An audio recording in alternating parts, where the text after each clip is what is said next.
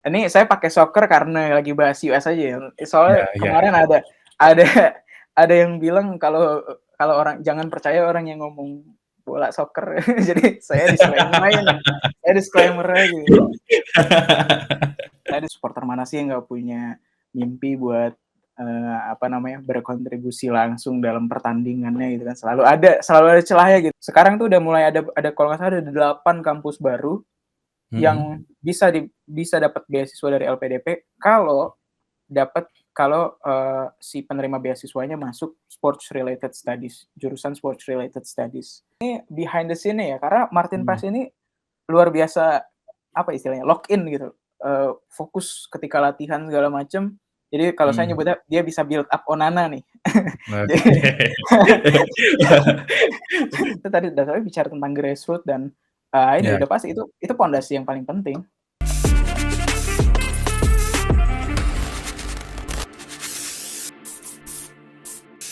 Selamat datang kembali di Pandit Talk, sebuah siniar dari Pandit Football yang membahas 360 derajat soal sepak bola.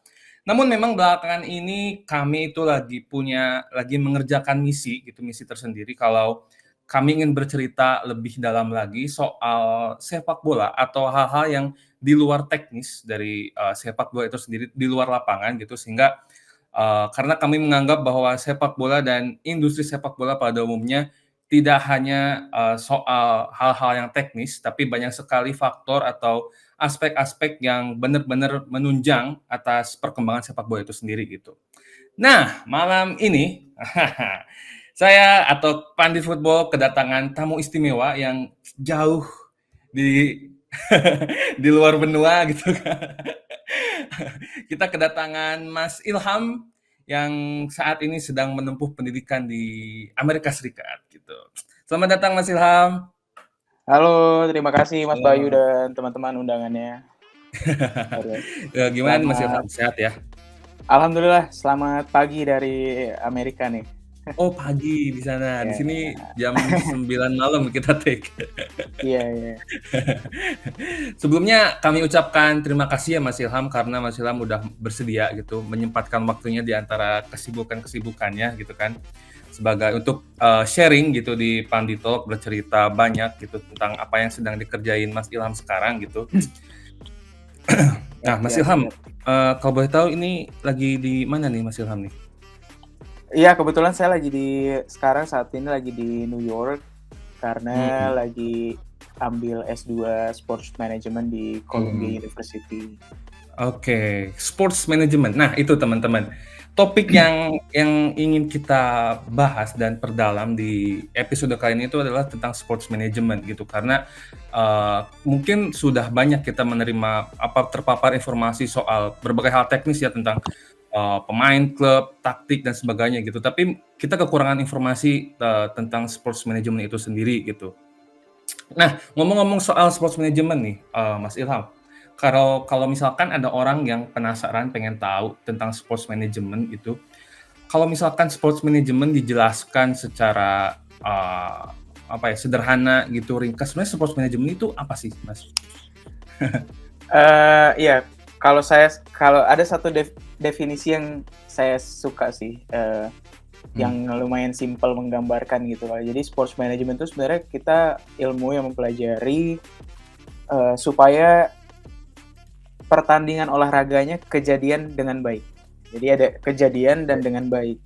Jadi sampai kick off, sampai selesai pertandingan, sampai penonton keluar dan repeat gitu.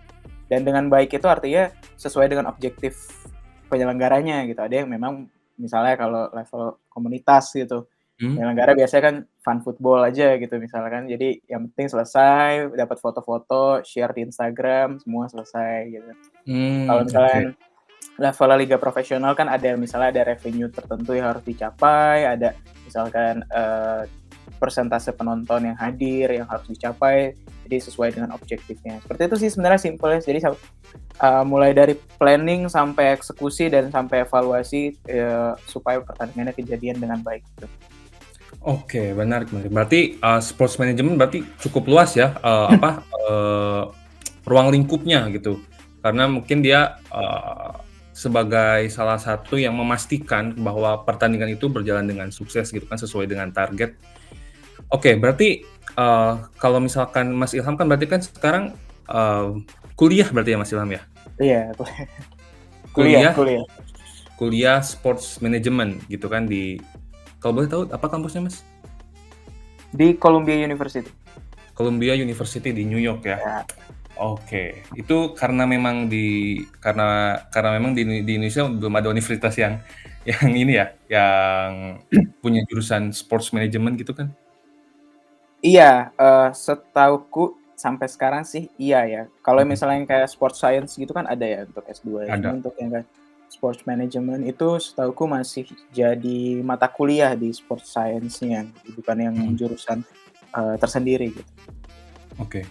Eee, Tadi ada dari penjelasan Mas Ilham ya, cukup Mhm, tertarik eee, karena mungkin di Indonesia itu mungkin banyak kejadian yang penyelenggaraannya, dalam tanda kutip belum memuaskan gitu nih, mhm, Mas Ilham. Berarti di sports management itu, mmm, ruang lingkup atau apa ya, topik keilmuannya itu sebenarnya sebenarnya hanya di aspek manajemennya gitu atau nyampe ke bisnis atau sampai mana nih Mas Ilham?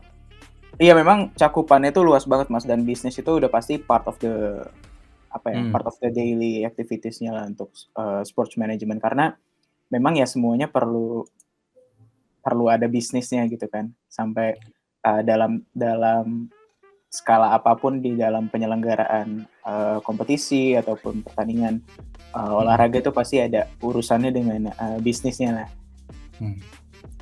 Oke berarti, kalau misalkan dalam dalam skala industri gitu berarti Mas ya, sport management juga berarti mengurusi atau ya, mengurusi apakah si si penyelenggaranya ini atau misalkan dalam skala liga gitu misalnya, itu Mhm. memastikan apakah, liganya itu dalam tanda kutip saya nggak tahu istilah yang bener ya, apakah tadi itu apa harus untung dan sebagainya gitu nggak Mas?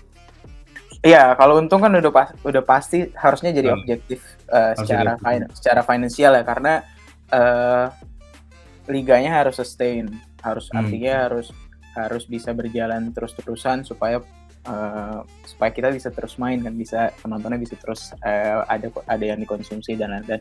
Secara finansial ya memang liganya harus untung supaya ada keberlanjutan di tiap tahunnya gitu. Dan keuntungan liga itu sebenarnya tiap tiap negara atau tiap ekosistem mungkin bisa beda-beda juga, karena ada yang mhm, dia menjalankannya itu secara non profit. Jadi sebenarnya keuntungan liganya itu ya profit dari liganya, misalnya dari sponsor, dari media rights, dan itu didistribusi ulang ke, anggotanya alias timnya gitu. Jadi, eee, liganya quote on quote sebenarnya nggak untung karena keuntungannya dialirkan ke tim-timnya gitu.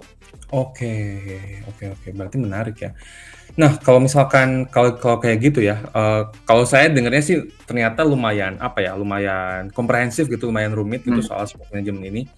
Nah, kalau boleh tahu nih Mas Ilham, sebelum Mas Ilham karena ini cukup unik ya nih, saya juga penasaran ini sebelum Mas Ilham memutuskan untuk, pengen nih belajar tentang sports management gitu secara formal gitu kan. Nah, sebenarnya Mas Ilham ini latar belakangnya nih sebelum masuk ke sana itu, sebenarnya Mas Ilham latar belakangnya apa nih, di bidang apa gitu?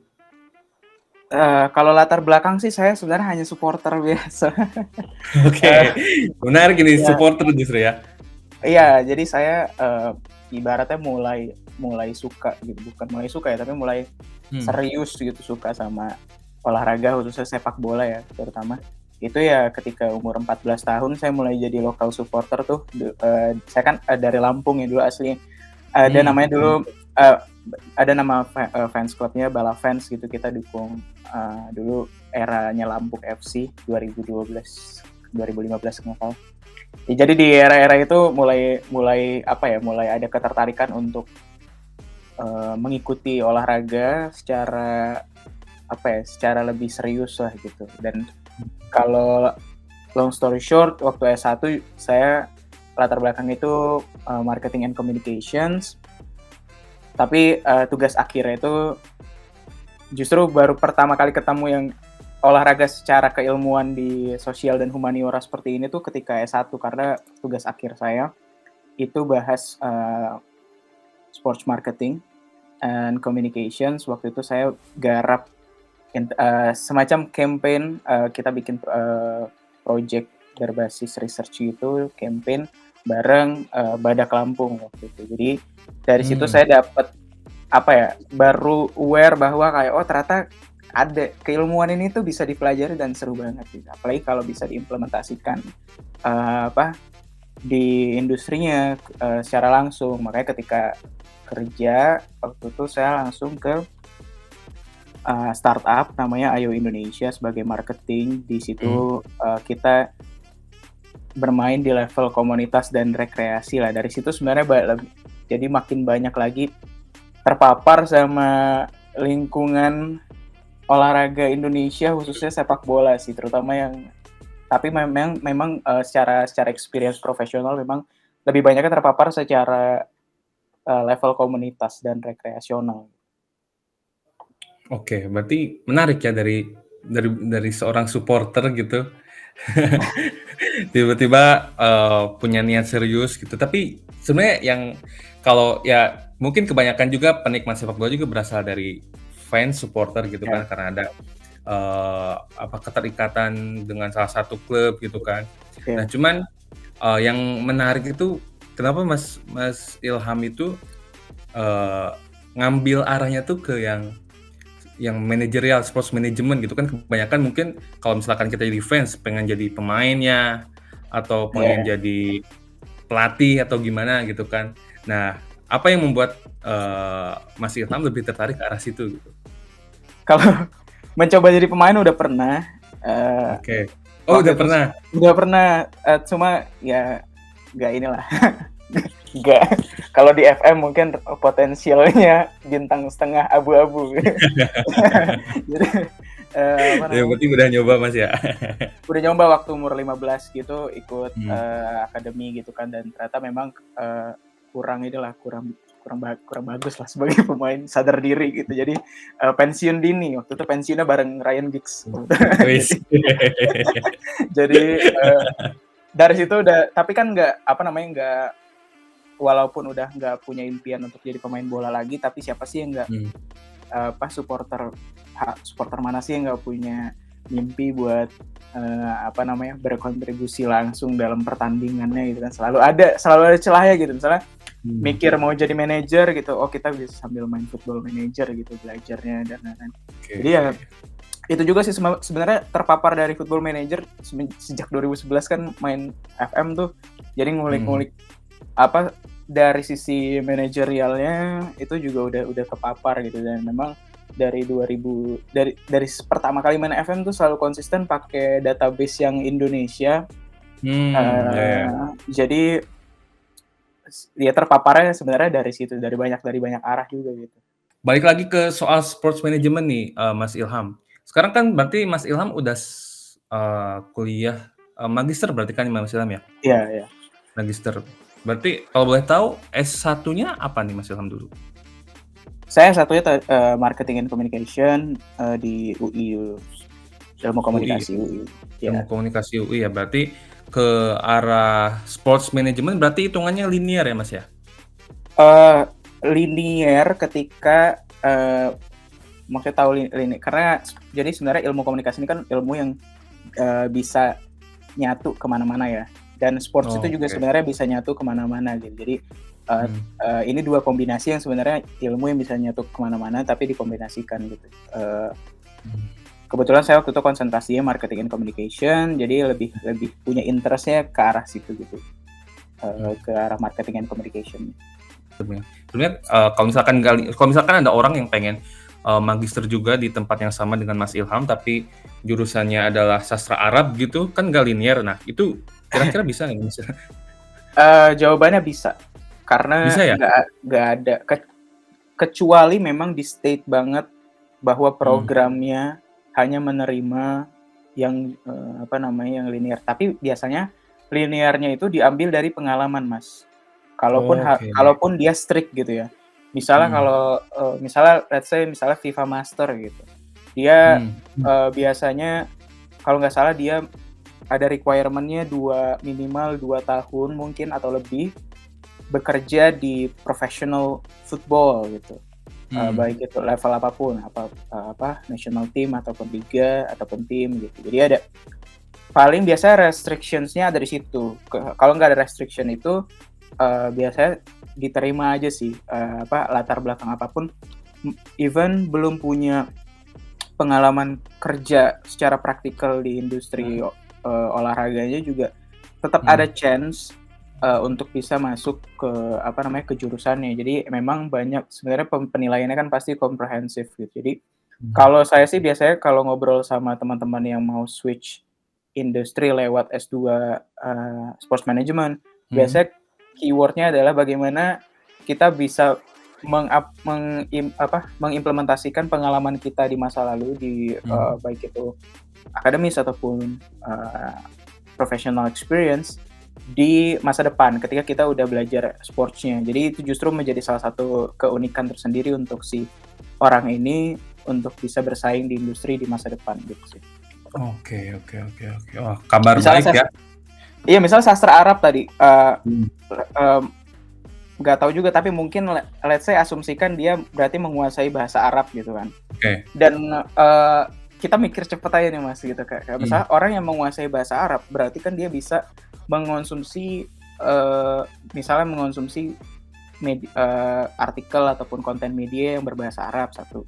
Terus yang kedua mungkin dia lebih cakap untuk berkomunikasi dengan orang yang berbahasa Arab ya kan. Dan terus kita tahu sendiri juga misalnya Saudi Arabia itu lagi punya banyak plan di bidang olahraga setidaknya 10 tahun ke depan. Mungkin dia bisa jadi jembatan kolaborasi Indonesia dan Saudi Arabia lebih baik misalnya untuk untuk pengembangan olahraga. Jadi langsung ketemu nih satu poinnya gitu. Betul. Jadi nggak selalu ada celahnya sebenarnya. Kalau kita mau mau ngulitin kira-kira koneksinya ke arah mana. Oke. Menarik. Ya, kabar baik ya untuk kita semua teman-teman yang menonton gitu, karena kalau misalkan tertarik gitu kan mau ke sports management, apapun bidangnya selalu ada celah yang bisa digunakan untuk bisa masuk ke di industri ini gitu kan. Nah, selama berkuliah gitu kan sampai semester akhir ini, kalau misalkan kita belajar sports management itu tuh topik-topik yang dipelajari itu apa aja Mas? Boleh diceritain nggak? Oke, kayak di awal tadi sih, memang sports management ini kan ilmu yang komprehensif banget secara bidang keilmuan manajerial udah pasti. Ya belajarnya mulai dari sports business, itu juga ada turunannya, misalnya mempelajari revenue, mempelajari dari revenue itu mungkin ada detail lagi, misalnya revenue dari mana, dari sports sponsorship, dari sports marketing, dari sports misalnya ticketing dan concessions, F&B dan lain-lain itu juga dipelajari gitu. Terus juga misalnya sekarang kan semua industri berbasis data gitu, jadi kita udah belajar pakai make a decision dengan menggunakan data, jadi pakai belajar business intelligence di sports. Terus juga apalagi yang belum kita, misalnya sports facilities juga dipelajari karena tiga faktor utama kita bikin liga itu juga ada orangnya, ada atletnya, ada venue-nya, ada uangnya. Jadi perputarannya ada di situ gitu. Jadi cara nyari uang, cara nyari atlet, sama cara mengutilize facilities sebagai venue olahraganya dan facilities sebagai revenue generatornya. Jadi semua yang terjadi di dalam venue-nya gitu. Jadi berbasis 3 itu sebenarnya ya gitu cakupannya gitu. Apalagi yang belum kesebut ya. Ya seperti maksudnya kayak yang kita udah sebut tadi, misalnya sports marketing and communication juga dipelajari. Kebanyakan karena levelnya S2 mungkin jadi lebih ke strateginya ya, ilmu yang bersifat strategik yang dibahas, jadi banyak case study-nya dipelajari yang udah terjadi, terus kalau misalnya kayak ada simulasi di masa depan tuh seperti apa. Kalau negosiasi gitu Mas, ada nggak?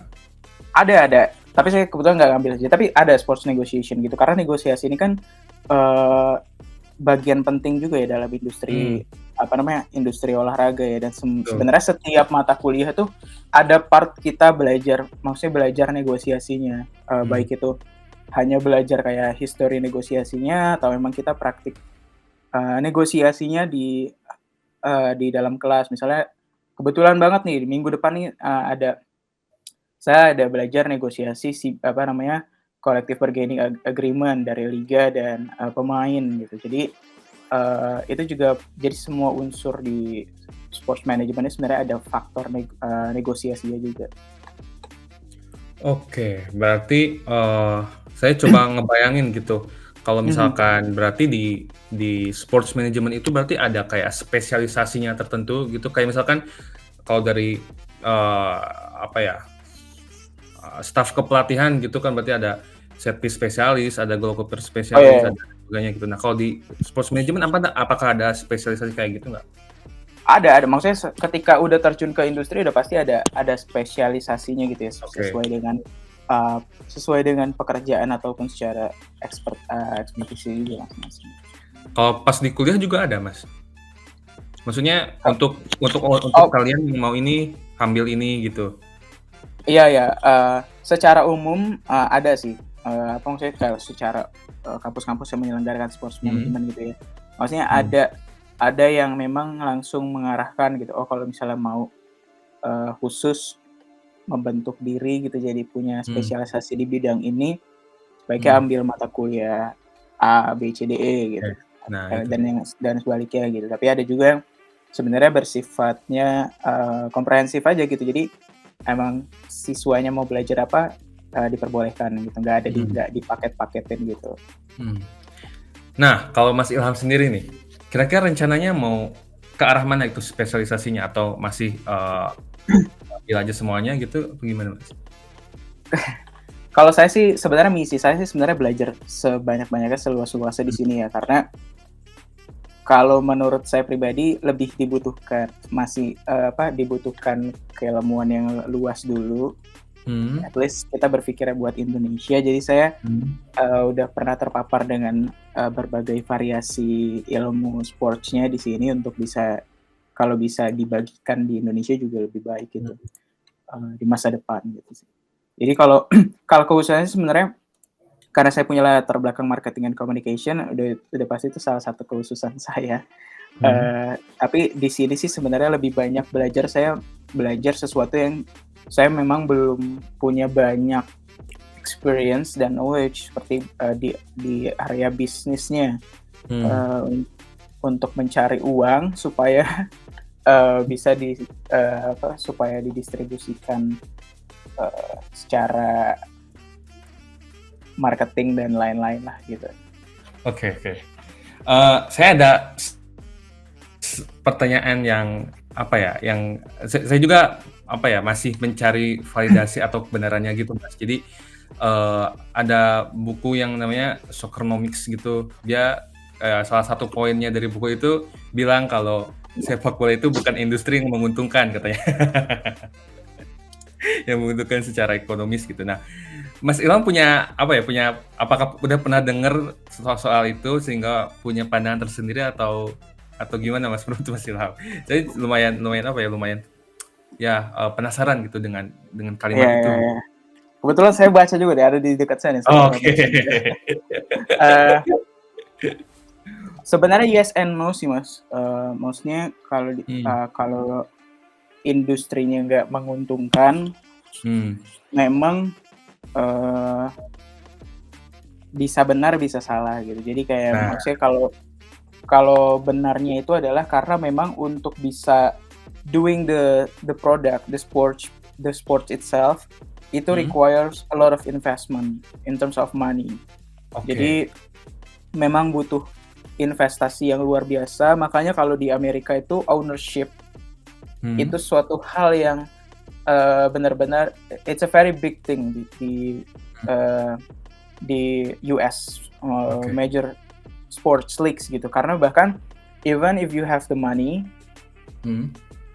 harus ada rapat dari seluruh owner liga lainnya untuk Hmm. bisa ACC dia oke nggak nih buat jadi owner gitu. Oke, berarti sebelum seseorang mau jadi owner lain rapat dulu untuk kelayakan ini orang jadi owner, Ya, layak apa enggak gitu? Wah.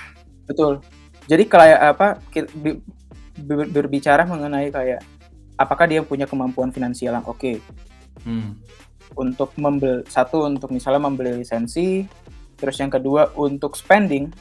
Hmm. Karena kalau dia udah punya tim dia nggak bisa spending sama aja dong. Gitu. Jadi harus at least dia punya uang untuk spending, investment untuk timnya, dan juga misalnya dilihat riwayat masa lalu apakah dia financial credit dengan banknya ada masalah atau enggak, karena emang harus hati-hati banget dan juga itu baru dari aspek finansial, juga dari aspek personal, misalnya apakah orangnya quote on quote kontroversial, apakah dia akan membawa bad PR untuk liganya gitu. Jadi apakah kalau dia dikritik sama fansnya, dia di Twitter dia akan ngomong yang aneh-aneh segala macam, itu semua akan ada ininya, akan ada penilaiannya gitu, dan itu menjadi.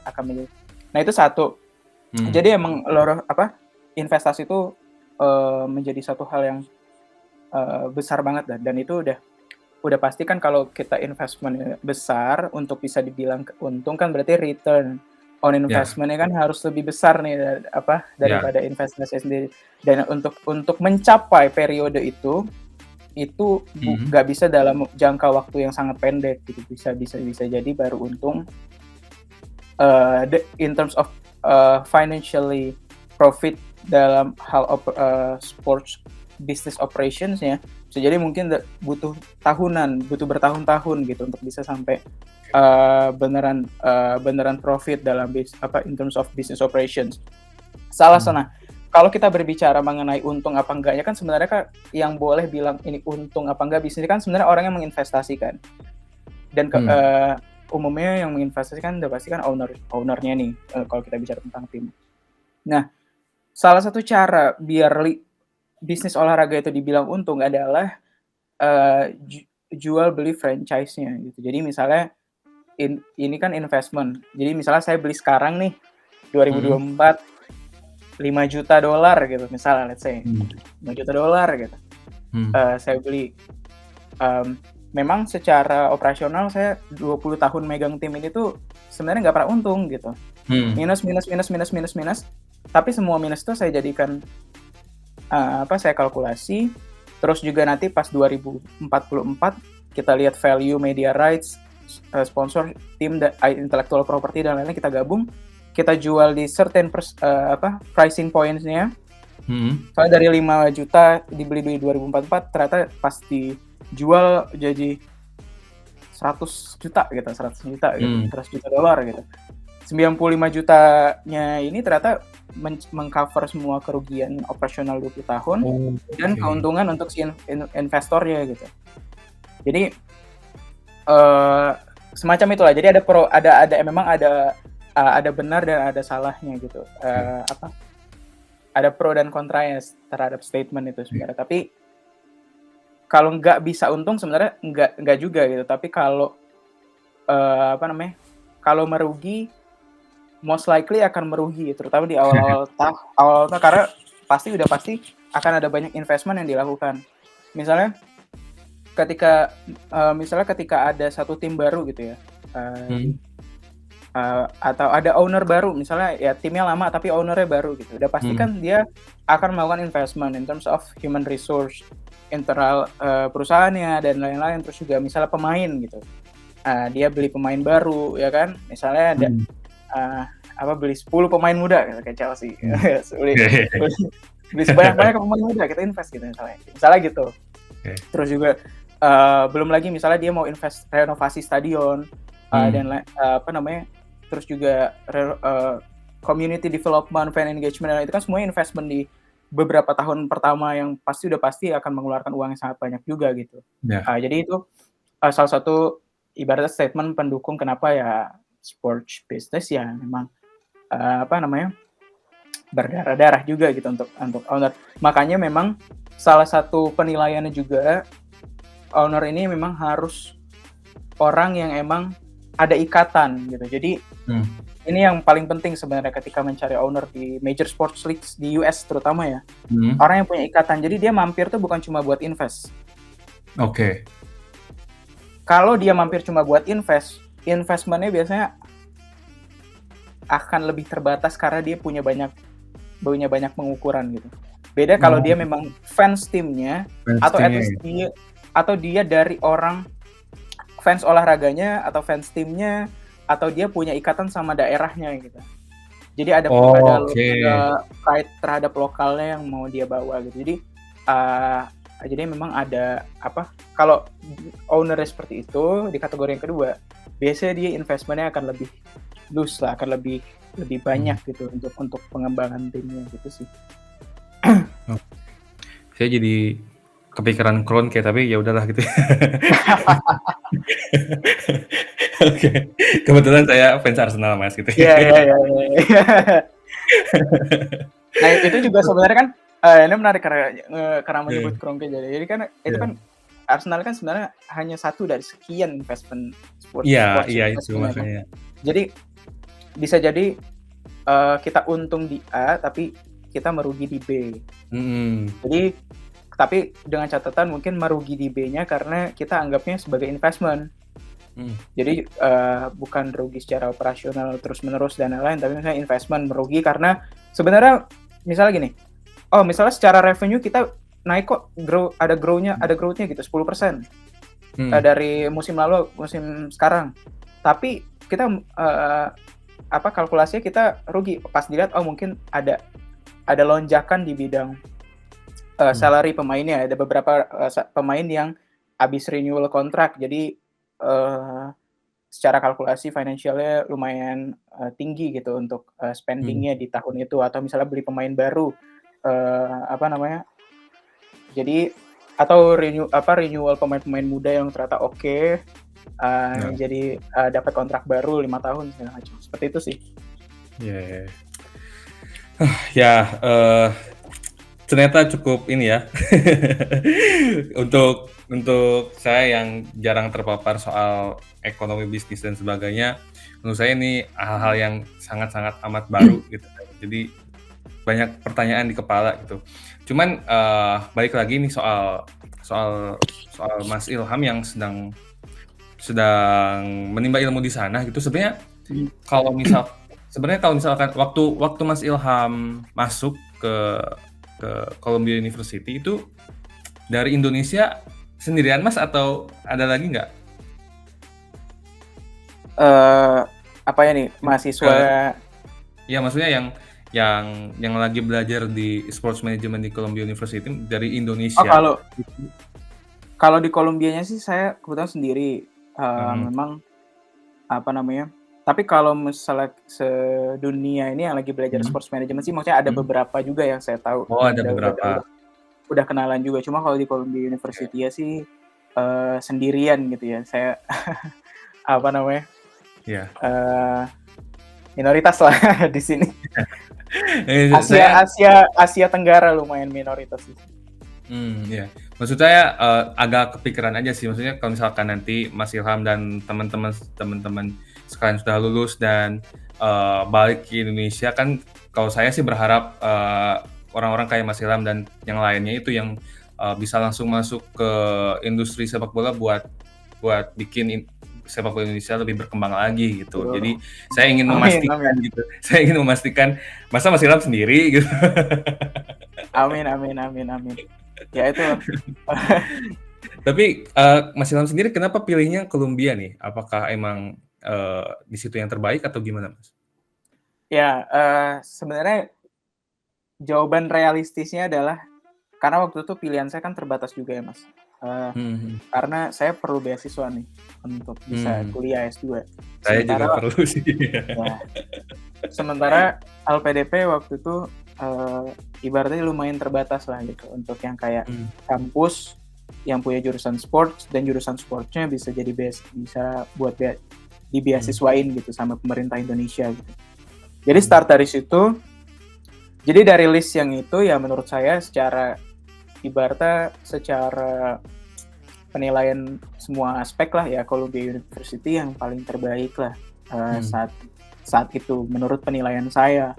Hmm. Cuma alhamdulillahnya per Januari kemarin tuh LPDP ada batch baru kan, dan mulai batch yang terbaru ini udah ada nih sekarang kampus-kampus baru yang ada karena dia menerima karena beasiswanya khusus untuk sports related studies. Jadi ini penting nih Mas, kalau bisa jadi potongan TikTok nih. Karena ini sebelumnya belum pernah ada gitu, belum pernah Iya. ada, bahkan khusus sports related studies-nya tuh belum pernah ada gitu. Biasanya dia bisa beasiswa karena kampusnya itu all studies gitu. Emang semua yang ada di semua jurusan yang ada di kampus itu memang bakal dibeasiswain gitu. Kayak Columbia University gitu. Bukan karena dia punya sports related studies akhirnya dia bisa dibeasiswain. Nah, sekarang tuh udah mulai ada kalau nggak salah ada 8 kampus baru yang bisa dapat beasiswa dari LPDP kalau si penerima beasiswanya masuk sports related studies, jurusan sports related studies. Jadi salah satunya itu notable mention-nya itu adalah Loughborough University. Itu adalah kampus yang secara selalu berturut-turut berapa tahun kebelakangan mungkin dia top 3 atau the best kampus untuk belajar sports di UK gitu. Apa itu Mas? Tadi namanya? Loughborough University. Jadi di UK, lupa ini kayak spesifiknya di mana, it's a UK. Tapi itu kayak waktu zaman saya masih nyari-nyari kampus dan itu salah satu yang saya tahu dia yang lumayan terbaik lah untuk belajar sports di UK in terms of like ada rankingnya gitu ya biasanya. Jadi itu sekarang udah ada di LPDP. Dulu harus pakai beasiswa Chevening dulu yang emang beasiswa dari pemerintah UK untuk negara lain. Sekarang alhamdulillah dari LPDP udah ada untuk sports related studies. Jadi hanya untuk sports related studies di kampus itu. Gas lah, daftar lah. Nah, siap. Oke. Berarti ya pertama mungkin Columbia juga emang salah satu yang terbaik, dan tadi yang baru ya ada yang di UK juga berarti ya. Oke. Ya. UK lebih dekat ke Emirates sih. Ya lumayan. Mas, saya juga penasaran nih Mas, kalau misalkan nih, kan tadi kita udah tahu nih jalur untuk ke sana dan di sana bahas apa aja gitu kan. Kalau misalkan nih nanti udah lulus gitu kan, seseorang yang udah mendapat gelar sports management, gelarnya apa sih Mas, sports management? Saya sih Master of Science ya. Master of Science ya. Nah, nanti kalau misalkan masuk ke dalam industri sepak bola yang real gitu kan, itu biasanya menempati peran apa aja nih Mas? Ini menarik nih sebenarnya. Tapi kita bicara secara global aja ya gitu. Oke, boleh. Secara global karena yang dipelajari cukup komprehensif. Jadi sebenarnya lulusan sports management itu open to any positions yang memang ada relasi off the pitch-nya gitu, yang nggak terjadi di lapangannya gitu. Bahkan sebenarnya ada yang terjadi di lapangan pun juga bisa, karena kita belajar tentang manajemen dan operasional, tapi bukan teknis yang bukan yang seperti analisis taktik gitu yang memang terkait dengan teknis permainannya lah, strategi permainannya gitu. Itu beda keilmuan gitu.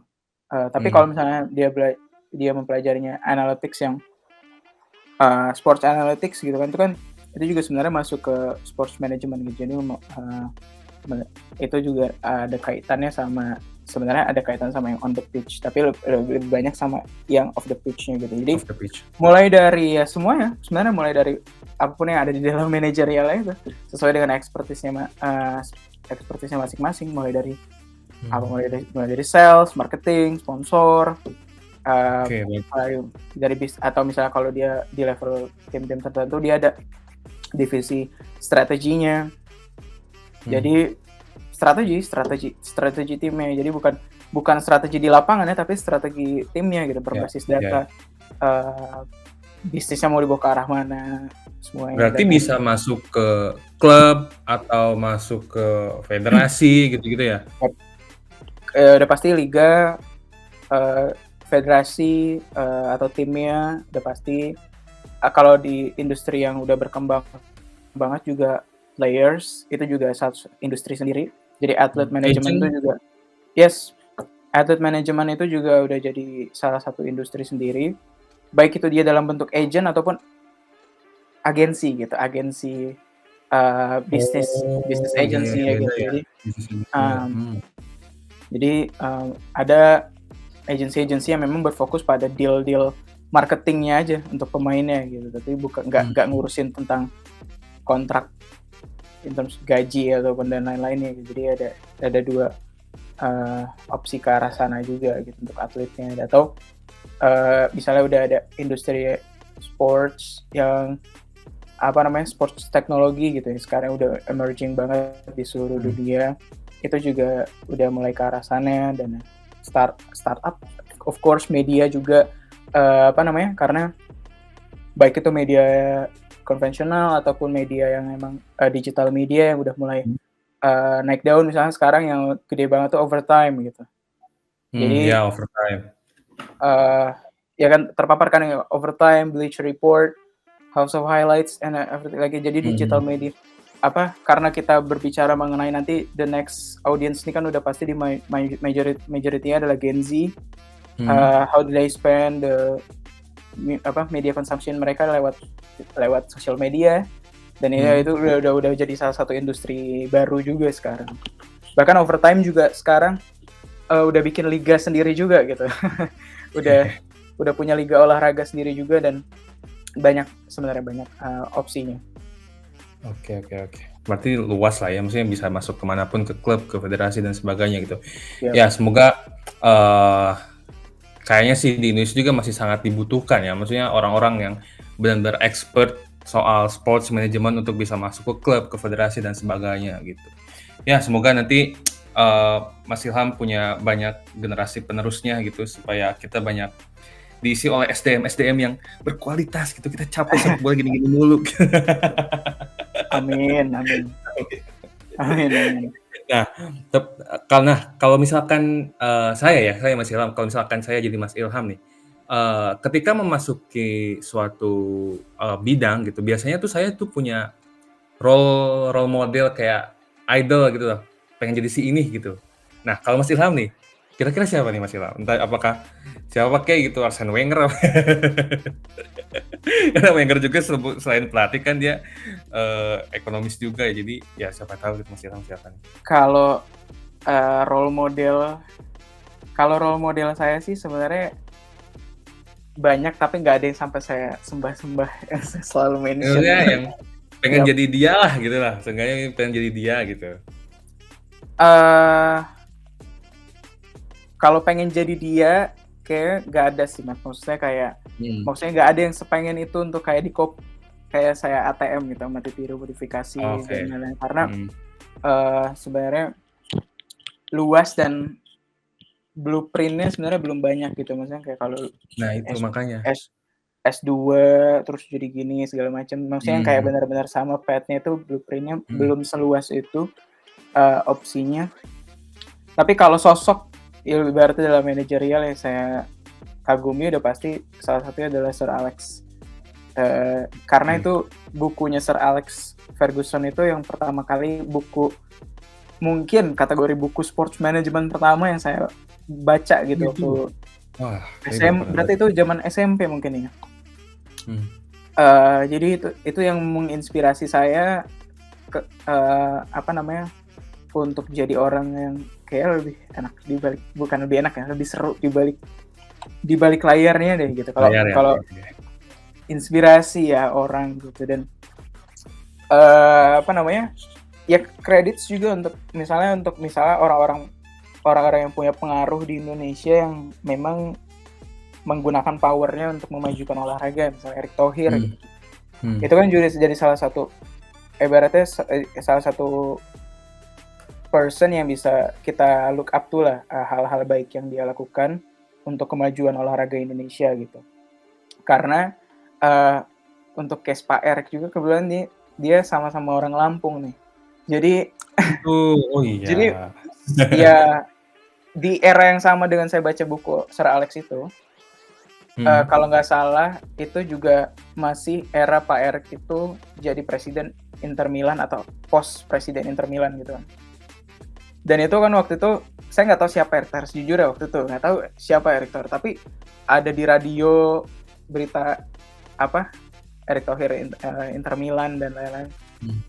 Jadi terpapar saat itu ya, itu juga maksudnya kalau look back how it started, ya itu mungkin dua orang itu yang menginspirasi juga untuk memulai perjalanan saya dari kecil itu untuk mencoba untuk menggeluti sports management ini.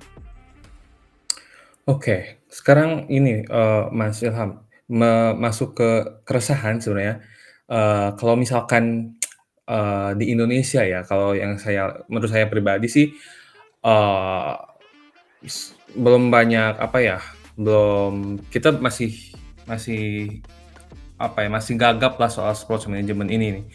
Nah, dan kebukti juga kan kalau misalkan di Indonesia ini banyak sekali penyelenggaraan yang tadi kita bahas juga kan belum maksimal gitu kan, lebih sering mengecewakan. Nah, kalau misalkan Mas Ilham setelah menimba ilmu di sana selama 4 semester berarti ya, kira-kira menurut Mas Ilham ada nggak suatu model atau policy atau apa sejenisnya yang kira-kira cocok buat diterapkan di Indonesia gitu?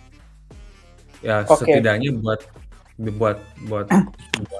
tentang sports manajemennya aja gitu. Nah ya, ini sekalian saya mau nambahin yang pertanyaan sebelumnya juga nih kaitannya sama pertanyaan. Jadi ada satu ekonom yang sports economist yang sebenarnya bisa saya kategorikan jadi salah satu role model saya dalam belajar ekonomi ya, karena dia fokusnya itu adalah impact. Jadi namanya Andrew Zimbalist. Dia tuh suka bikin research dan juga tulisan atau buku yang mempelajari impact. Jadi impact dari olahraga terhadap sesuatunya, misalnya impact Piala Dunia 2010, impact Piala Dunia 2014, impact pembangunan venue-nya, banyak semuanya. Jadi bahkan di buku mungkin kalau kita baca lagi buku Soccernomics itu di bagian venue-nya itu udah pasti dia akan quotes Andrew Zimbalist pemikiran, karena kalau saya baca kalau saya mempelajari pemikirannya si Pak Zimbalist ini, dia ini terkesan orang yang positif, melihat sebenarnya produknya positif tapi secara impact dia pesimis gitu. Jadi kayak misalnya dia mempertanyakan kenapa Brazil harus menyelenggarakan Piala Dunia itu 2014 dan Olimpiade sementara kondisi ekonomi dan venue-nya semua belum siap dan lain-lain. Jadi itu yang dia pelajari. Maksudnya dia tidak menolak penyelenggarannya, cuma dia salah satu yang suka dia mencetuskan berdasarkan hasil research dia. Sebenarnya lebih baik seperti ini gitu. Jadi bukan kaitan sama pertanyaan yang ini, policy yang bagus seperti apa. Jadi bukan terburu-buru menyelenggarakan event besar-besaran, tapi menyiapkan untuk ready supaya bisa menyelenggarakan event yang besar, skala besar. Jadi kalau misalnya kita punya pemikiran, kita mau nyelenggarain Olimpiade 2036 misalnya gitu. Di Indonesia gitu. Itu kan ada opportunity. Jadi gini, kita udah siap belum gitu. Kita bicara 10 tahun, kita ngeliat 10 tahun lagi nih, banyak nih harus kita siapin. Bukan cuma atletnya aja. Untuk bisa menyiapkan atlet dengan maksimal, itu kan juga fasilitasnya gitu. Fasilitasnya udah oke belum sih gitu. Ya jadi yang sebenarnya harus dipelajari adalah bagaimana policy dan juga investasi ke arah sports facilities ini sebenarnya satu visi nggak dengan visi yang lainnya gitu.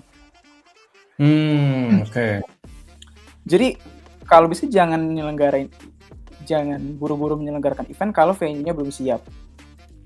Venue belum siap itu juga bukan cuma venue-nya ada gitu mas, tapi venue-nya itu terisi.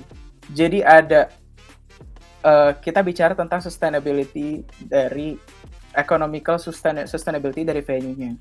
Kalau kita bangun venue untuk event olahraga, nih kalau udah event olahraga udah selesai ada yang ngisi nggak nih gitu. Oke, Nah, ya, itu ya, juga ya. harus dipertimbangkan. Kayak gitu ya. Supaya nggak terbengkalai nanti 2 tahun lagi pas kita balik ke venue-nya, wah ternyata udah nggak ada yang pakai udah. Dan itu banyak terjadi di Brazil. That's one of my papers di situ juga. Jadi banyak kejadian itu udah ada banyak contohnya lah gitu. Iya, Makanya iya, iya. Qatar dan FIFA kemarin udah mulai punya inovasi retractable stadium gitu. Jadi stadionnya pas selesai event bisa dibongkar, dipindahin gitu. Jadi nggak sia-sia dia cuma minjem lahan aja dan lain-lain. Itu salah satu inovasi untuk untuk menghindari ketidakmampuan si negaranya atau si kotanya atau provinsinya untuk memenuhi stadion itu setelah eventnya berlangsung. Jadi itu juga salah satu pertimbangannya FIFA untuk kalau misalnya sekarang udah ada trennya ya, kayak penyelenggaraan Piala Dunia atau event besar FIFA itu ada negara yang berkolaborasi, ya kan? Misalnya kayak FIFA 2026 ini, ada Amerika, ada Meksiko, ada Kanada. Amerika tuh udah siap. Udah siap, semuanya udah siap. Gak ada hal baru, maksudnya gak ada hal major yang baru untuk dibikin untuk FIFA 2026 gitu, nggak ada gitu. Tapi kalau kita nungguin Meksiko dan Kanada siap agak lama gitu. Sementara FIFA harus sementara FIFA harus bisa mendistribusikan negara-negara dengan ekonomi menengah gitu untuk bisa menyelenggarakan juga gitu dan jadi tapi kalau berdasarkan impact yang kita lihat di Afrika Selatan, di Brazil gitu. Kalau FIFA memaksakan suatu negara just because the pitch is very good, yang ketempuan tuh rakyatnya, taxpayers-nya gitu, membayar pajaknya untuk karena ada opportunity. Bener. Sebenarnya kalau gue nggak nyelenggarain Piala Dunia, duit gue bisa buat pengembangan pendidikan gitu segala macam. Ada opportunity. Terus lebih parah lagi kalau misalkan udah dibangun nggak dipakai setelahnya gitu. Jadi buat apa gitu kan? Udah keluar minimal kalau udah harus keluar duit ya seenggaknya ini jadi salah satu venue buat gue lah akhir pekan gue ada pertandingan lah yang bisa gue tonton di sini misalnya gitu. Jadi itu salah satu kaitannya sama pertanyaan tadi adalah polisi yang harus diadaptasi di Indonesia menurut saya adalah menyiapkan pondasi dengan lebih baik gitu. Jadi sebelum kita bicara sesuatu yang terlalu besar, apakah udah siap gitu dan apakah udah siap in terms of sports venues-nya dan lain-lain. Itu satu. Terus yang kedua adalah pemerataan distribusi pembangunannya. Jadi kan kalau kita bicara tentang Indonesia itu kan kita nggak bicara tentang Pulau Jawa aja, Mas.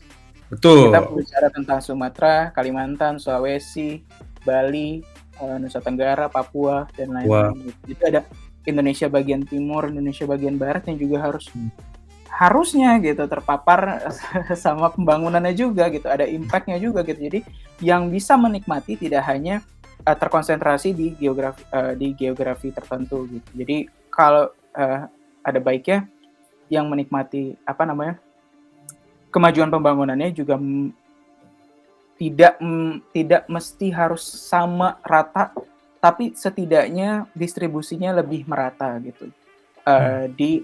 Ini juga kan ada kaitannya sama representasi provinsinya di liga profesional. Gitu. Jadi itu juga yang menurut saya, tapi disclaimer mungkin perlu research lebih lanjut. Cuma menurut overview saya, sebenarnya kalau ada adaptasi lagi balik ke ini salah satu kan tadi pertanyaannya kira-kira ada nggak yang bisa diadaptasi gitu. Menarik untuk dikaji lebih lanjut. Jadi bukan jawaban ultimate saya, tapi menarik untuk dikaji lebih lanjut. Apakah hipotesis saya kalau liganya dibikin jadi 2 divisi lagi seperti sebelumnya, itu 2 wilayah maksudnya Mas atau gimana? 2 wilayah timur, wilayah barat. apakah satu distribusi pembangunan yang kita bahas tadi akan lebih merata? Karena mau nggak mau ada encouragement-nya nih. Oh, dengan standar yang jauh udah lebih tinggi daripada 10-20 tahun yang lalu ketika masih ada divisi 2 divisi itu. Apakah provinsi yang sebelumnya udah lama nggak punya representasi di Liga 1 gitu, misalnya liga tertinggi kita, akan ter-encourage untuk membangun fasilitas olahraga. Karena membangun fasilitas olahraga udah pasti bukan hanya untuk profesional, tapi kan dia nanti bikin lapangan penunjangnya segala yang bisa dinikmati oleh masyarakat. Yeah.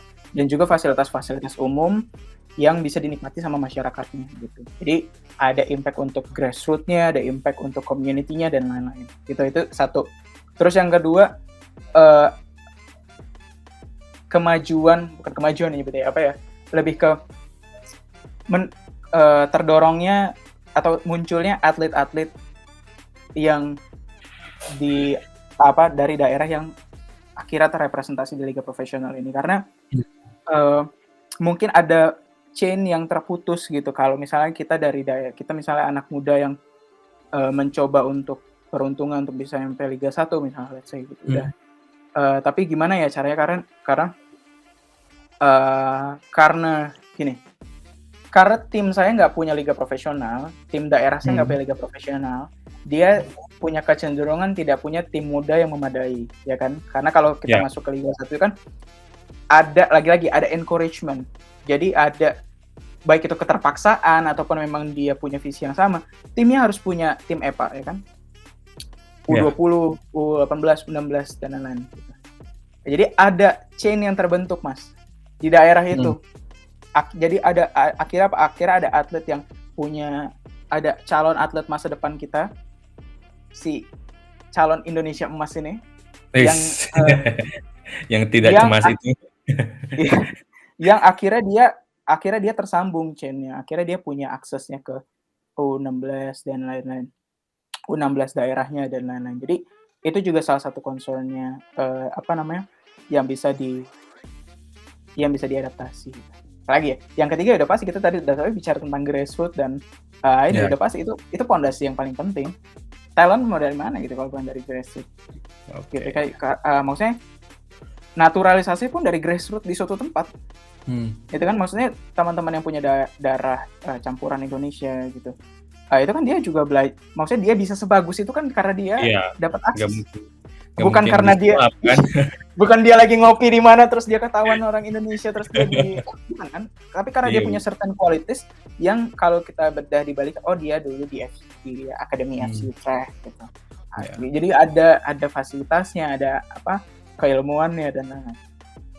Itu yang ketiga gitu. Yang keempatnya juga women's sports gitu. Itu sepakat. Ini kan secara global itu udah maju semua. Jadi kalau kita ada satu step gitu, kemarin ada pelatih baru kan timnas dari Jepang. Dia besar harapannya kalau bisa mulai ada kembali liga profesional. Liganya. Untuk perempuan gitu. Khususnya di sepak bola dulu gitu, women's sports-nya gitu. Terus ada kisi-kisi juga, basket juga mungkin harus ada gitu dan lain. Jadi mungkin 4 itu ya. Jadi yang mungkin perlu diadaptasi. Tapi kalau misalnya tema umumnya sebenarnya apa yang perlu diadaptasi adalah ya pondasinya gitu. Jadi kita bisa dari tadi kita sebenarnya cuma bicara tentang pondasi kok. Pondasinya gitu. betul. Jadi kita nggak yang di objektifnya itu adalah di pondasinya gitu. Mungkin implementasinya ada perlu perubahan di bagian profesional gitu ya, atau yang top piramidanya gitu. Tapi sebenarnya impact-nya lebih ke kita bisa impact-nya jangka panjang gitu, lebih ke yang di bagian bawahnya, grassroots-nya ini. Karena itu yang kalau misalnya bicara tentang anak SSB kita misalnya dapatnya lapangan yang beda lah gitu sama yang di luar ya. Iya, karena saya bisa mengafirmasi itu karena saya dulu di situ sama saya juga. Ya kan? Main bola buka sawah. Kalau kita nonton di TV kayak bolanya mantul nggak kayak gini deh. Jadi ya itu Itu juga Oke, jadi berarti ya. salah satu concern-nya. Ya berarti intinya untuk paling besarnya memang di pondasi gitu. Cuman ya tadi dari 4 poinnya Mas Ilham itu memang beberapa yang bisa diadaptasi dari Amerika sama ke Indonesia gitu. Karena memang secara geografis kan mungkin luas wilayahnya juga ya, meskipun nggak seluas Indonesia ya, Amerika juga termasuk luas kan gitu. Oke, nih ngomongin soal Amerika nih, Mas Ilham. Kalau nggak salah kemarin saya lihat Mas Ilham ketemu Martin Paes nih. Gimana nih Mas perasaannya? Itu berarti lagi nonton live Mas ya? Nonton live. Itu Dallas lawan mana Mas? Itu FC Dallas versus New York Red Bulls. Hmm. Kebetulan itu satu-satunya match yang Martin Paes ke New York, yang bisa saya New Jersey sih sebenarnya, yang bisa kita akses ya itu ke arah sana gitu. Jadi ya udah kita coba aja gitu. Kebetulan saya bawa bendera Indonesia juga. Jadi sengaja dong pasti bawa sengaja biar dia notice juga kan kalau karena ini behind the scene ya, karena Martin Paes ini luar biasa apa istilahnya lock in gitu, fokus ketika latihan segala macem. Dia di belakang gawang itu kan dia pendukung militannya New York Red Bulls tuh. Ya saya juga sebenarnya nggak banyak support Martin Paes juga sepanjang pertandingan karena saya takut juga gitu. Jadi di belakang gawangnya Martin Paes itu yang di dekat saya gitu. Itu pendukung militannya New York Red Bulls juga yang ibaratnya yang ngasih tekanan secara mental gitulah ke dia gitu. Tapi benar-benar orangnya benar-benar fokus banget dan latihan dan lain dia. Kebetulan dia baru menyapa-nyapa gitu setelah pertandingannya selesai gitu. Jadi karena dia lihat saya bawa bendera Indonesia, ya mungkin dia notice, jadi dia menyapa-nyapa dada gitu. Menurut Mas Ilham gimana tuh Martin Paes mainnya Mas? Tipis-tipis aja. Kalau secara teknis sih saya nggak punya expertnya ya untuk bicara ini sebenarnya goalkeeper yang bagus apa enggak, tapi seenggaknya saya happy nontonnya gitu. Maksudnya dia tipe kiper yang bisa distribusi bola distribusi bola dalam tekanan juga. Jadi kalau saya nyebutnya dia bisa build up Onana nih.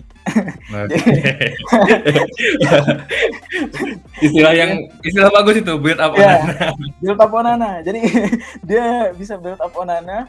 Terus jadi mungkin ini ada faktor dari strategi FC Dallas juga ya. Jadi ketika FC Dallas nyerang, dia lumayan majunya itu juga lumayan tinggi gitu.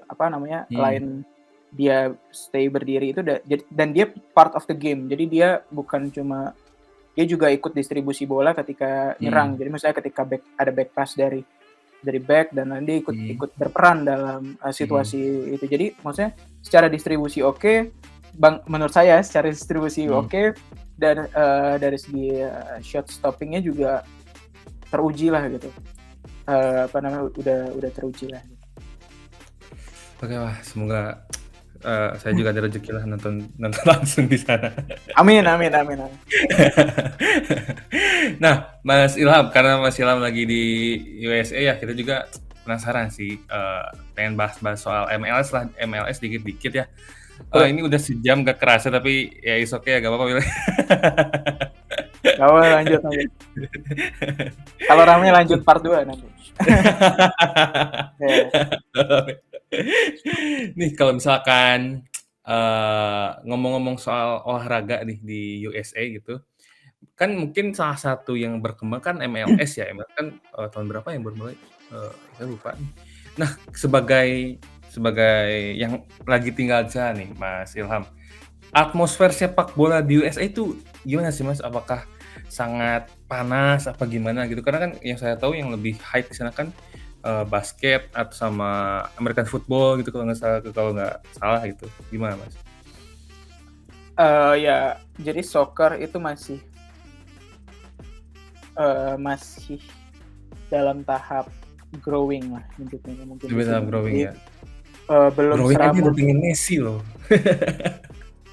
Ya, itu justru strateginya. strategi mereka untuk bisa boost the growth-nya gitu. Karena gini, ini yang saya pelajari ya. Jadi MLS dan USSF ini, Federasi Sepak Bolanya Amerika, nggak mau mengulangi kegagalan mereka ketika mereka sudah menyelenggarakan Piala Dunia 1994, lalu menyelenggarakan kompetisi sepak bola dan bisa dikategorikan sebagai tidak sukses lah, tidak mencapai kesuksesan yang diharapkan gitu. Dan lalu ada MLS sekarang, ada momentumnya, jadi momentumnya banyak nih. Jadi semuanya sekarang itu bermuara pada Piala Dunia 2026 ya kan. Dan nanti juga kalau nggak salah 2027 itu juga lagi dicoba Women's World Cup Soccer juga bidding kalau nggak salah ya, correct me if I'm wrong. Terus 2028 ada LA 28 Olimpiade. Jadi nanti muaranya sebenarnya ke arah sana gitu. Dilihat evaluasinya seberapa berhasil si MLS. Jadi Don Garber ini isi kepala itu udah di sana gitu. Jadi gimana cara gini? Sebenarnya itu kan formula Messi ini kan sebenarnya formula simple gitu. Karena mayoritas demografi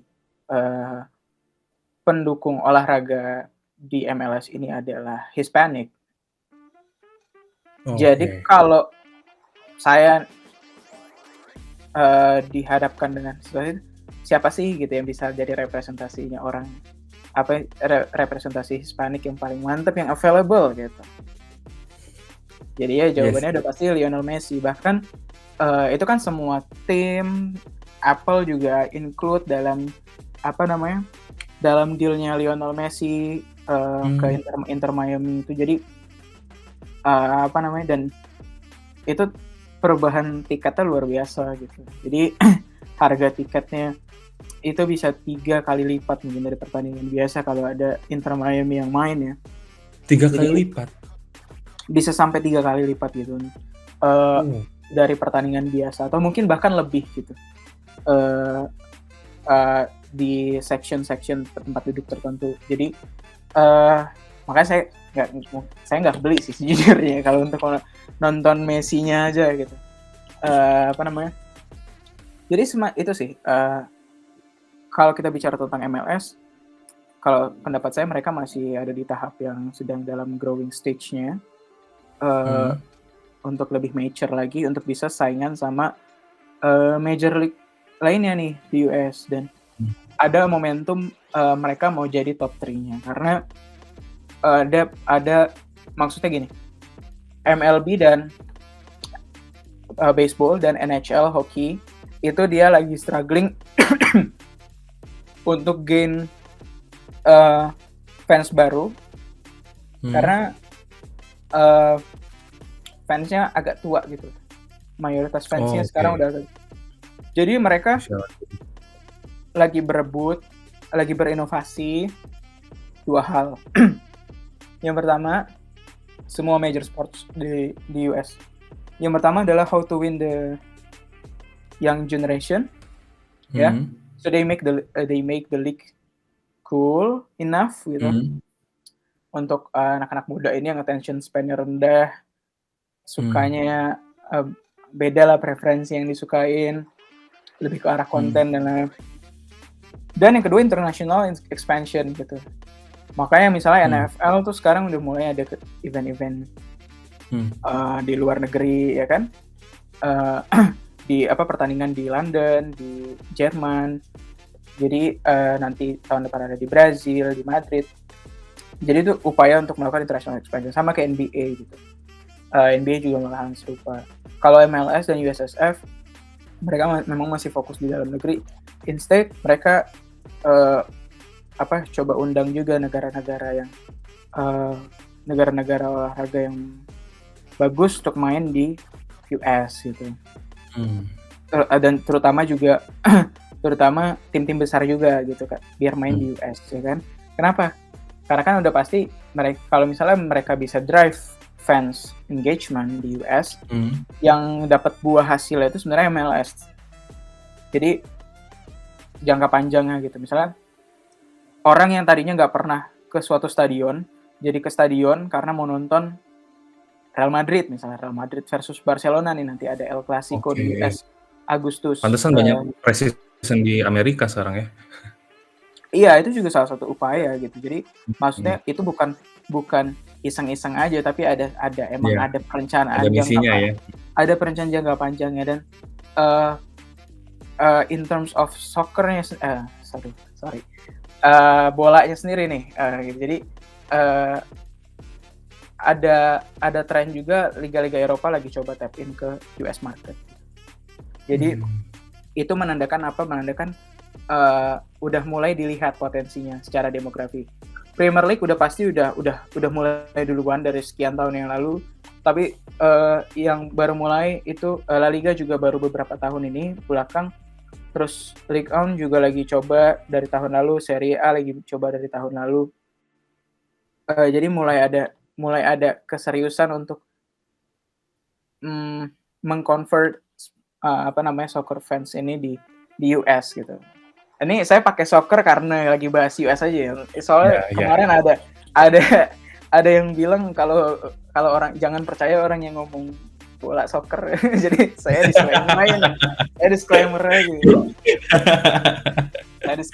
Tapi kalau itu kan tadi bahas kenapa MLS ngambil Messi ya. Tapi saya juga penasaran kalau dari sudut pandang sports management ya. Apa yang bikin Messi sama teman-temannya mau gitu? Jadi dari arah sebaliknya gitu Mas Ilham. Selain gaji ya,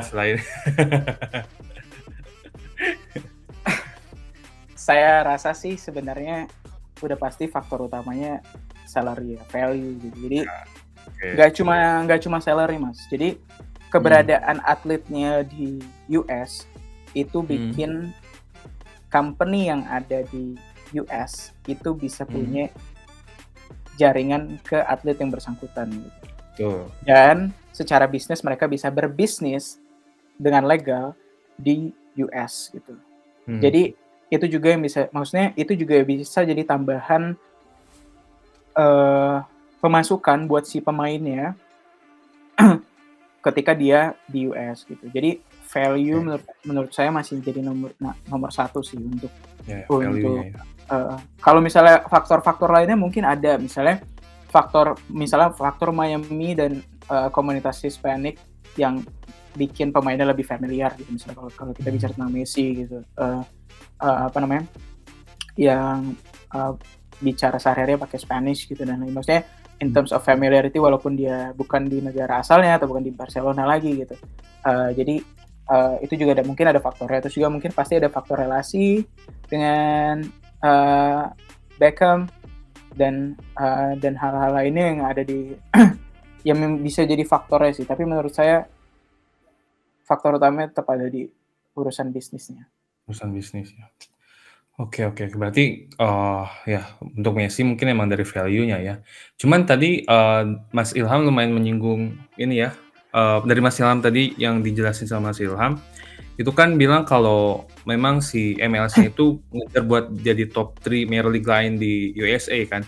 Nah, tapi kalau misalkan kita bandingin sama Eropa aja misalnya, apakah MLS nanti suatu saat nanti itu bisa bersaing gitu kan secara value, secara ya pertandingan dan sebagainya, bisa bersaing sama liga-liga di top Eropa gitu. Nah, kalau misalkan bisa nih menurut Mas Ilham, kira-kira aja nih berapa tahun lagi gitu lah. Jadi salah satu target MLS itu juga jadi top 5 liga bola di dunia. Top 5. Jadi they want to be the new top 5. Itu yang mereka tuju. Jadi kalau bicara tentang di US-nya, they want to be top 3 or at least jadi considerable major sports leagues di US. Kalau mereka bicara tentang globalnya, they want to be the new top 5 gitu. Jadi ketika top orang ngomong top 5 itu berarti Premier League, MLS gitu ya.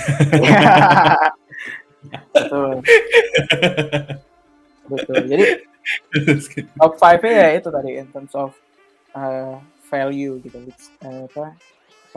valuasi liganya gitu. Dan sebenarnya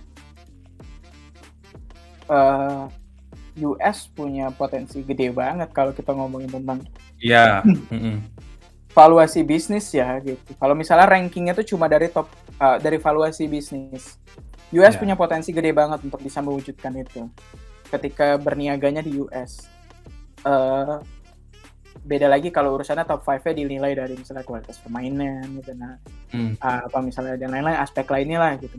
Dan ini juga nggak comparable karena mungkin top 5 yang currently top 5-nya arguably sekarang mainnya di Eropa, which is ada indikator misalkan Champions League, mmm, apa namanya, kesuksesan di Champions League-nya, which is si MLS-nya mungkin nggak bisa punya indikator itu karena nggak iya, nggak main di Champions League gitu dan iya, jadi itu faktornya. Tapi kalau jadi yang paling make sense sebenarnya untuk dari segi valuasi bisnis dan dari segi fans gitu, baik itu fans yang digital fans gitu ataupun misalnya digital engagement ya dengan fans ataupun fans yang memang hadir langsung ke stadion gitu. Soalnya misalnya tahun lalu average attendance-nya masih 22.000 mhm, dengan rata-rata growth kalau nggak salah 5% per tahun. Jadi they need to do that first, kayak harus mulai apa namanya?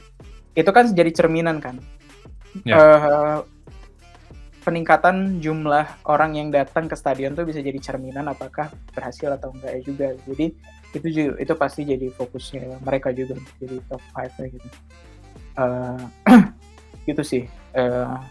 Apa namanya Mas oke. Bayu? Kira-kira ada perkiraan nggak Mas, berapa tahun lagi gitu di top 5? Tahunnya, kalau beneran jadi top 5 saya belum ada assessment-nya sih. Cuma targetnya sih udah pasti sampai 2032. Kenapa 2000 2003. Kenapa udah 2032? Karena itu adalah tahun dia akan renegosiasi media rights.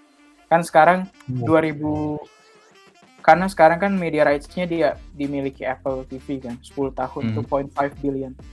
Dan media rights itu pada umumnya kalau dia major sports itu dia akan menjadi eh, porsi paling besar dalam revenue breakdown-nya gitu. Jadi iya, mhm, nanti dinilai, maksudnya bisa dilihat dari situ adalah apakah secara media rights soccer league di US ini eh, bisa menyaingi media rights secara globalnya top oke. Europe ini. Jadi baru baru Oh, menurut saya baru bisa dilihat nanti 2032 apa 2032 ya?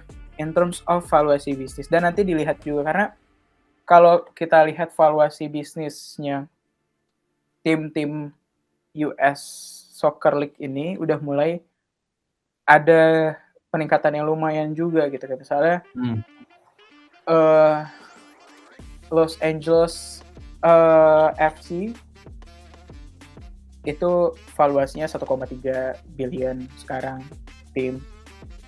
Inter Miami juga udah kalau nggak salah udah capai 1 billion. Jadi bisa dilihat dari peningkatan valuasi bisnisnya itu juga mhm, Mas dalam beberapa tahun lagi. Jadi kalau kalau misalnya bicara tentang top 5-nya valuasi bisnis, saya sih melihatnya ada kemungkinan yang lebih cepat ya? lebih cepat gitu. Tapi Iya, nggak tahu kalau misalnya maksudnya PR-nya lebih besar di fans, mungkin kualitas permainan gitu. Yang mana mhm, kualitas permainannya juga bingung juga cara cara komparasi apple to apple dengan si Eropanya juga lumayan membingungkan karena nggak berada di top league iya, yang sama ya kan. Kalau betul Champions betul, League kan enak kita komparasi ya. mhm, Dalam misalnya kita lihat trennya dalam 5 tahun terakhir siapa yang paling sering masuk at least quarter final gitu. Nah, paling jadi dari Piala ada Dunia antar klub ya? eee, paling dari situ, cuma kan itu juga nggak itu kan hanya ibaratnya cuma satu Mmm, representasi ya kan yang bisa, iya, apa, yang bisa mewakili gitu. Kalau iya, misalnya cuma satu klub dibandingkan doang. bisa mewakilkan suatu liga gitu sih.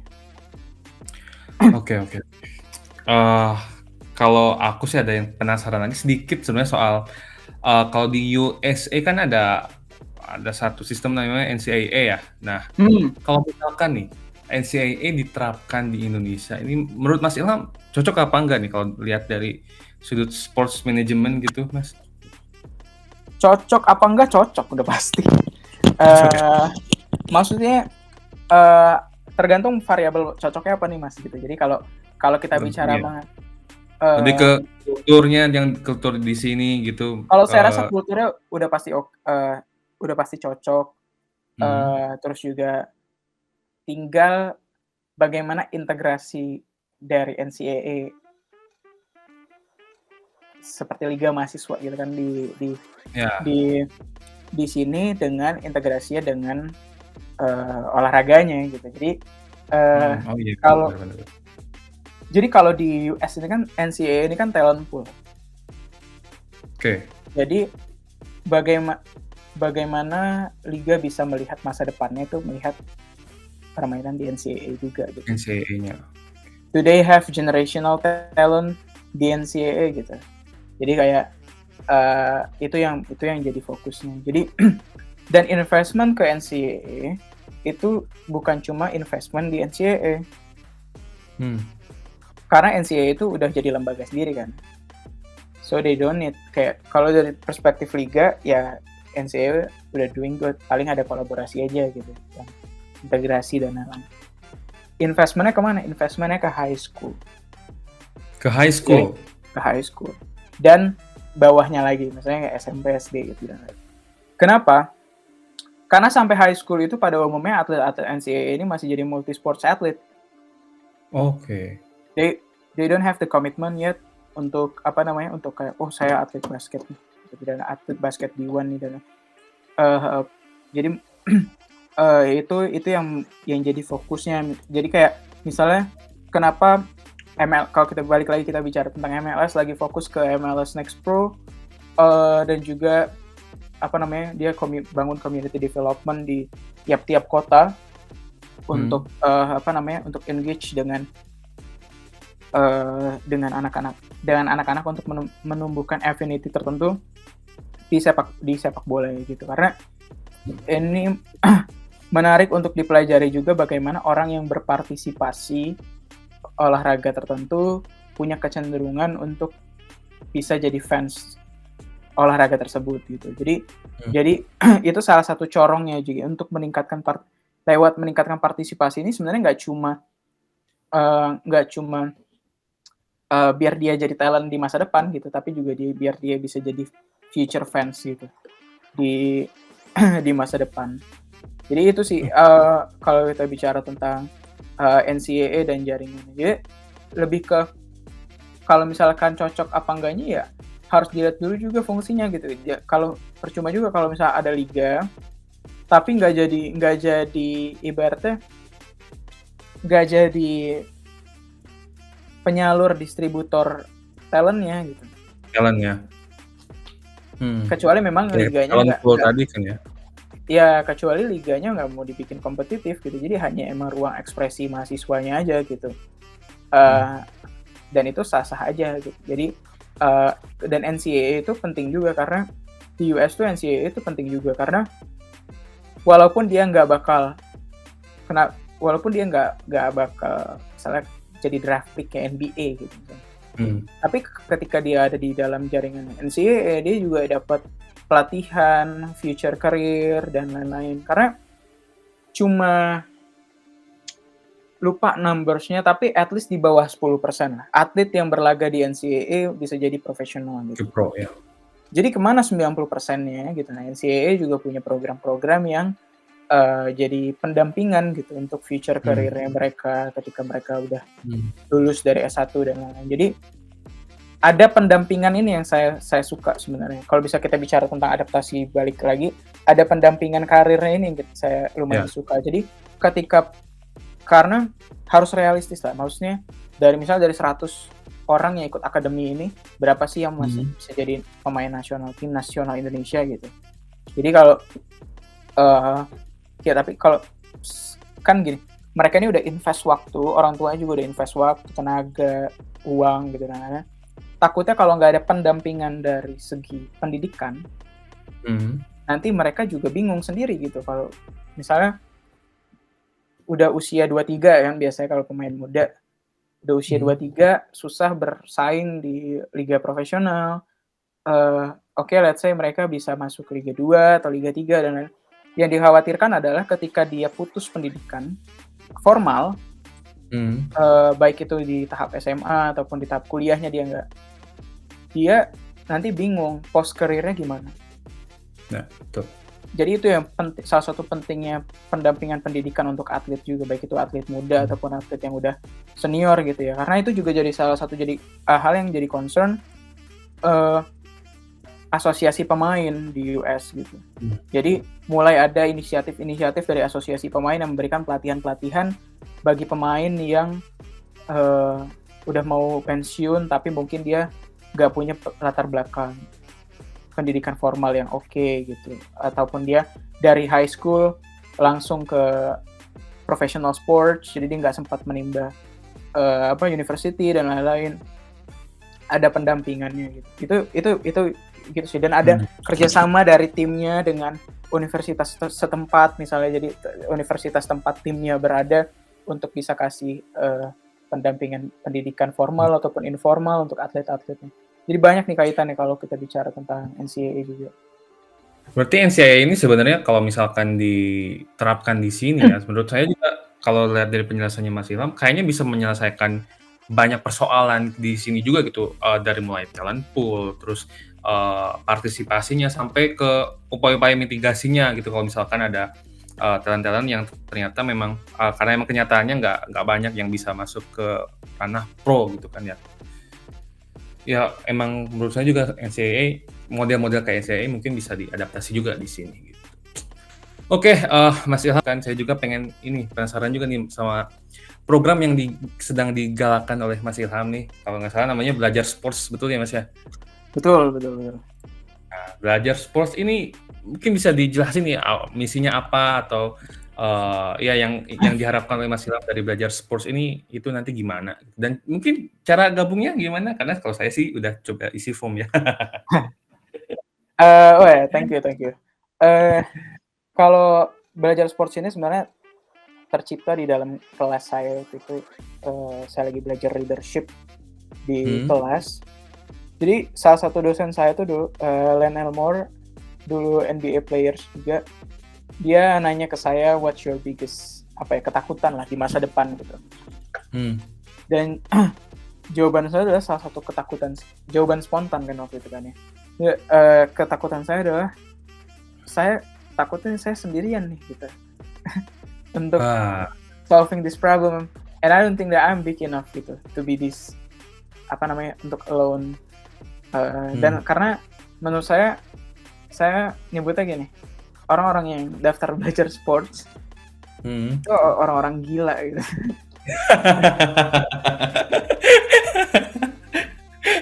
Kenapa gila? Ya gitu, are you sure gitu kayak untuk let's say you have everything gitu. Are you sure untuk tanda tangan kontrak dengan Indonesia when you go back, terus mau berkontribusi untuk olahraga? Misalnya orangnya udah profesional, udah lama gitu, udah kerja lama, gajinya udah sekian lah gitu. Waduh, kalau masuk industri olahraga bisa nggak match the salary-nya, kayak harus turun ekspektasinya. Bisa nggak gitu. Jadi kayak hal-hal yang seperti itu yang harus di-deal, dan setiap orang tuh banyak dealing. Jadi saya nyebutnya memang kalau orang udah nggak harus lewat S2, tapi kalau orang udah punya pemikiran kayak oke, gue mau selamanya nih di bola nih, gue mau mengerjakan sesuatu yang gue suka, yang emang gue passion di sini gitu. Itu saya nyebutnya orang-orang gila ini gitu. Jadi saya butuh. Nah, masalah saya takut saya orang gila sendiri ini di sini gitu. Dan kayaknya nggak bisa juga untuk menyelesaikan permasalahan olahraga Indonesia if you are alone gitu. Jadi kayak walaupun with all due respect dengan orang-orang yang sekarang juga udah banyak yang keren-keren banget yang udah berkarya di industri kita, tapi kalau kita bicara tentang masa depan, pengennya juga banyak yang udah punya kesempatan buat menimba ilmu dimanapun itu, khususnya untuk sports ini, supaya nanti makin banyak orang yang bisa punya banyak pemikiran baru, dan Indonesia bisa lebih punya banyak orang yang punya expertise di bidang sport, supaya yang kerja di bidang sportsnya lebih banyak orang-orang gila ini gitu ya, emang they willing to do anything untuk bisa memajukan apa yang dia suka gitu. Jadi dan itu nggak mudah untuk menemukannya dan menumbuhkannya, dan untuk menjaga kegilaan itu nggak mudah gitu. Jadi itu salah satu asal muasalnya. Jadi kenapa nggak kita, karena kebetulan juga saya sebenarnya suka ikut kegiatan mentoring program gitu sebagai mentor beasiswa ya. Kenapa nggak saya bikin sendiri aja gitu? Karena jadinya saya bisa punya banyak kenalan baru, bisa punya banyak kenalan baru yang punya satu visi. Belum tentu satu misi, tapi saya yakin punya satu visi yang sama, itu untuk majuin olahraga Indonesia. Jadi saya bikin shortcutnya aja lah, kita bikin program belajar sports ini untuk persiapan teman-teman yang gila ini, untuk mereka mau persiapan S2, untuk persiapan S2 dan persiapan beasiswanya. Jadi dengan harapan ya mungkin mereka bisa sendiri juga, maksudnya bisa tanpa program ini juga sebenarnya bisa aja gitu. Cuma harapannya adalah dengan adanya program ini, jadi orang-orang ini bisa punya teman berprogres supaya kejadian beneran nih submit application-nya gitu. Jadi sampai beneran submit, sampai beneran daftar gitu, dan juga bisa dapat feedback dari peer barunya, dan juga feedback personal dari saya gitu, dengan kemampuan yang saya bisa. Itu sih kurang lebih gambarannya ya. Karena dan ternyata jujur aja waktu kita buka tahun lalu, itu sebenarnya ekspektasi saya hanya kalau bisa lebih dari 10 oke sih gitu, alhamdulillah gitu. Turns out yang daftar di tahap satunya itu ada 80 sekian orang. Jadi 8 kali lipat dari ekspektasi saya. Itu udah sangat-sangat luar biasa. Maksudnya ternyata banyak gitu. Banyak ya kan. Dan saya yakin kalau misalnya saya nanti di masa, maksudnya dengan semakin bisa lebih banyak lagi yang bantu gitu kan, alhamdulillahnya banyak yang bantu juga nih teman-teman di sosial media juga, dan mungkin nanti di masa depan dengan platform yang lebih besar, harapannya bisa lebih menjangkau teman-teman yang lain juga yang mungkin belum pernah terpapar sebelumnya. Jadi lebih ibaratnya satu kalau ngeliat form pendaftarannya, wah yang daftar bukan dari DKI Jakarta gitu, jadi seneng gitu, ini tahu dari mana ya gitu. Jadi dan itu ya harapannya ya ke harapan di masa depannya gitu sih, bisa lebih banyak kolaborasi di luar Jakarta juga yang bisa. Karena saya punya keyakinan bahwa akan lebih mudah buat seseorang berkontribusi ke suatu daerah kalau dia punya ikatan sama daerah itu. Jadi nggak random mau bantu segala macam ya kan. Itu mungkin bisa aja, cuma ada banyak stepnya gitu dibandingkan kalau dia dari daerahnya. Jadi at least at some point di hidupnya bisa jadi mungkin dia akan kerja di Jakarta ya, I don't know, misalnya kerja di Jakarta, tapi at least dia masih membawa keterikatan sama daerahnya, tempat dia lahir atau tempat dia tumbuh dan kembang. Jadi maksudnya ada pemerataan penyaluran expertise juga gitu, yang bisa, ya harapannya bisa lebih masif di masa depan. Jadi nggak cuma terkonsentrasi di daerah-daerah tertentu aja gitu. Sorry Mas, berarti ini semua gratis Mas ya? Gratis, nggak ada pungutan biaya apapun. Oke, Mas Ilham, terakhir mungkin next step-nya nih Ilham setelah nanti setelah lulus dari sports management, kira-kira Mas Ilham berencana mau kemana? Apakah mau gabung Pandit atau gimana? Ya kalau ibaratnya kalau LinkedIn sih saya lagi open to work. Jadi sebenarnya ini kan udah mau selesai juga di bulan Mei ini, insyaallah udah mau lulus. Harapannya sih bisa langsung balik ke Indo dan bisa langsung berkontribusi lah. Cuma kalau kemananya sebenarnya saya open for every opportunities, karena ya harus realistis juga bahwa industri olahraga Indonesia belum sebesar itu, which means lowongan kerjanya juga belum sebanyak itu kan untuk bisa. Jadi yang penting tetap bisa menyalurkan visi saya untuk bisa berkontribusi untuk olahraga Indonesia sih. Itu aja intinya. Jadi udah pasti yang nggak mau ke luar sports, dan udah pasti pengennya pas balik ya kita berkontribusi untuk olahraga Indonesia dah lewat jalur apapun yang terbuka gitu. Oke, semoga tercapai ya Mas Ilham ya, setelah kembali ke Amin. Indonesia, bahkan setelah ini balik ke Indonesia bisa langsung berkontribusi di sini gitu. Amin. Untuk Amin, para amin. pendengar yang kalau ada lowongan juga boleh. Oke. Bisa langsung ke LinkedIn-nya mungkin ya, atau ke sosial Iya. medianya Mas Ilham, Iya. @ilhamonwin ya. Iya. Oke, untuk semua pendengar Pandit Talk, banyak banget yang udah kita bahas bareng Mas Ilham. Banyak banget ilmu-ilmu baru ya untuk saya sendiri minimal gitu. Semoga untuk teman-teman juga soal sports management, soal MLS, soal banyak NCAA, dan juga tadi soal belajar sports buat kalian yang pengen mengikuti jejak Mas Ilham dan jangan biarin Mas Ilham sendirian gitu kan. Silakan langsung bisa lihat dulu, mungkin kepoin dulu Mas sosial media Mas Ilham, ada di Twitter, ada di Instagram mungkin Mas. Ya, sekarang aktifnya sih lebih banyak di Twitter. Di X ya? X ya. Ya, di X, di @ilhamonwin. Udah mulai ini sih, maksudnya sering nge-tweet tentangnya sports management atau sports business things. Siapa tahu tertarik buat baca-baca atau diskusi. Paling selingannya ya sambil nonton MU aja paling Twitter. Sambil menunggu Arsenal juara mungkin.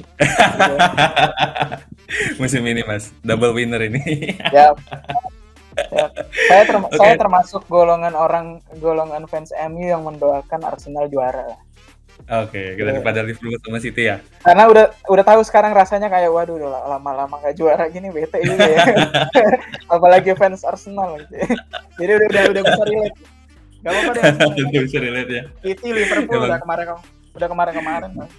20 tahun kan Arsenal udah nggak juara Premier League, jadi ya semoga rezekinya lah. Oke, terima kasih Mas Ilham sudah hadir di Pandit Talk ya. Semoga nanti di lain waktu kita bisa kolaborasi lagi lah, bikin sesuatu gitu kan. Nanti kalau Mas Ilham udah balik ke Indonesia juga gitu kan. Oke, semuanya terima kasih yang sudah menonton. Sampai jumpa di Pandit Talk episode berikutnya.